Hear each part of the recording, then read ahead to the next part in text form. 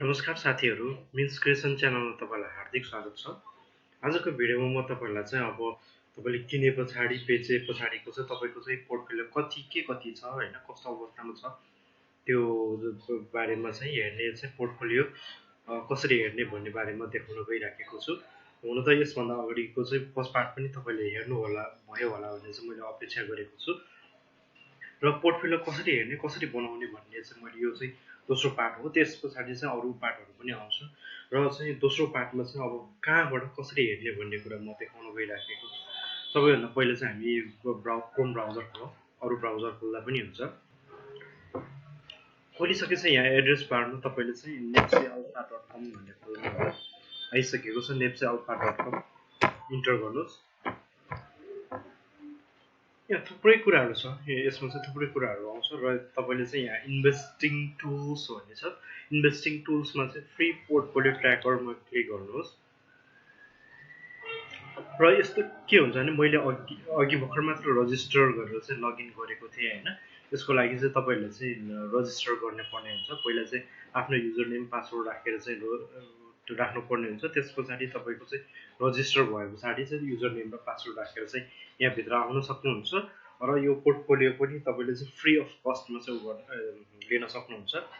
र यस्तो खालको चाहिँ इन्टरफेस आइसकेको छ। यहाँ अब बाइ शेयर होल्डर हो के स्टक गर्ने हो, म यहाँ शेयर होल्डरबाट गर्छु। पकेट पोर्टफोलियो ट्र्याकर भनेको छ।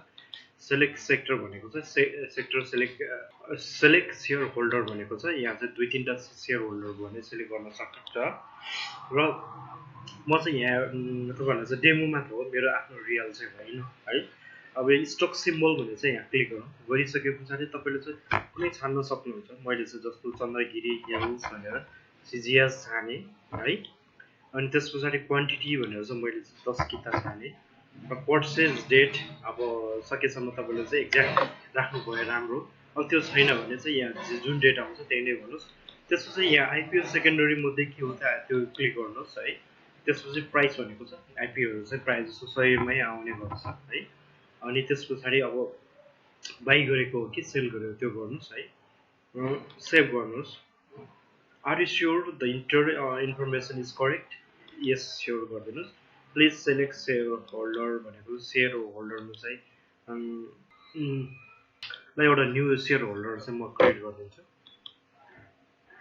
एउटा चाहिँ सबमिट गरे, यस स्योर गरिदिनुस्। गरिसकेपछि अब यहाँबाट सेभ गरिदिनुस्। गरिसके यस्तो खालको आयो हेर्नुस् है।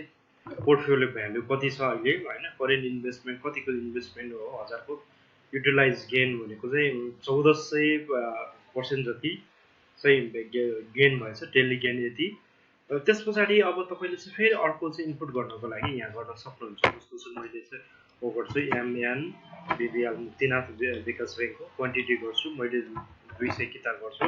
पर्चेज डेट यो भइले आइपीओ टाइपमा सेकेन्डरी गर्नु र पर्चेज प्राइसमा मैले चाहिँ 480 राखिदिन्छु र चाहिँ यो स्याम्पलको लागि मात्र र सेभ गरिदिनुस्।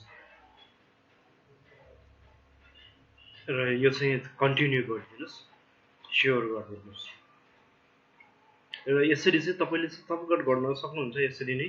र तपाईले चाहिँ बाइ गरेको कुरा के यो त बाइ गरेको कुराहरु सेल गरेर तपाईको चाहिँ अब के कति नाफा घाटा हो त्यो गर्न सक्नुहुन्छ है।